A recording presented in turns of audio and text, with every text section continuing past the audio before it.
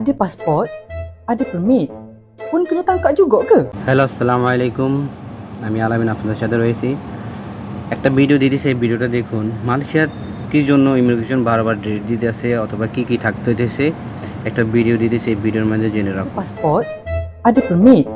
Pun kena tangkap juga ke? Meh nak khabar. Setiap pas lawatan kerja sementara PLKS ada syarat-syarat dia. Dalam pas itu sudah tertera jelas nama majikan, alamat majikan dan sektor pekerjaan. Jika bekerja bukan dengan majikan yang diluluskan atau di sektor yang tidak dibenarkan, itu adalah salah guna PAS. Ini ada dokumen tidak bermakna bebas buat apa saja. Patuhi syarat PAS, itu tanggungjawab অবশ্যই pemegang. Video দেখার পর আপনি জেনে গেছেন কী কী লাগবে।